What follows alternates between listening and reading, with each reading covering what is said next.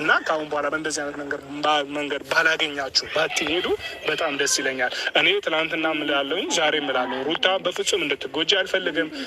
በፍጹም ልጅሽን በምንም አይነት ሁኔታ ልጅሽን የሚነካ ሆነ አንቺን ነው የሚነካ፣ ለእኔ ደስ አይለኝም። እንደኔ ነው የምልሽ። ገብቶሻል? ኤፍሬምም ለአንቺ ጋር ቆሞ እዚህ ጋር ምንም እንድትነካ አልፈልግም የሚለው ሩታ በቃ ሴት ልጅ ነሽ። ገብቶሻል? ልጅ እናት ነሽ።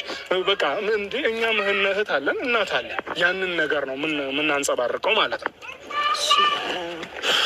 አይ ሩቴ ከማውራቱ በፊት በመጀመሪያ ደረጃ ከሱ ስላነሳችሁት ደስ ብሎኛል። ከኔ ይልቅ ደግሞ የሩታ ነገር ነበር እያሳሰበን የነበረው ሁላችንም። ምክንያቱም በመካከል ልጅ አለና ልጅ ጥላ መግባት ስለሌለበት እናም ሴት ልጅ ናትም። ትናንትናም ገና የመታ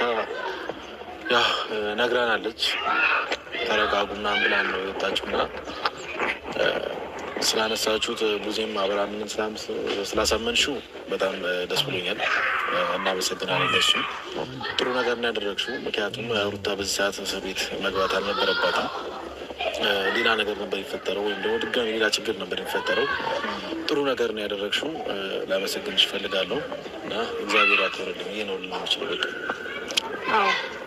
እኔንም ስለተረዳችሁ እኔም በጣም ደስ ብሎኛል። ማለት ሁኔታዎችን በደንብ አንደርስታንድ ያደረጋችሁ ይመስለኛል። ግን የምትሆኚ ለእኔ በማሰብ ነው እንደዚህ አይነት ሪስክ ውስጥ የገባሽው እና በእኔ ህይወት አንቺን እንደዚህ አይነት መስዋዕትነት ለመክፈል እንትን ስላልሽ በጣም አንቺን ቴንኪው ማለት እፈልጋለሁ።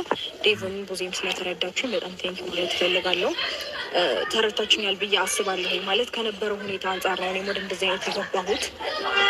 ትናንትና ባሳለፍነው ነገር ነው ዛሬ ላይ ለክስ ተነሳስቼ ወደ እንደዚህ አይነት ጉዳይ ውስጥ የገባሁት። አይንንም አይ ቲንክ አንደርስታንድ ያደረጋችሁ ይመስለኛል እና ተረድታችሁኝ ወደ እንደዚህ አይነት ውሳኔ ውስጥ ስለደረሳችሁ ክሱንም ስላነሳችሁልን ቴንኪው ነው ማለት የምፈልገው። እኔ ከዚህም በፊት ቢሆን የተናገርኩት ነገር ቢኖር እኔ የራሴን ህይወት እኖራለሁኝ። ኦኬ ልጁን ማየት ባለበት ጊዜና ሰዓት ያው ህግን ባስቀመጠለት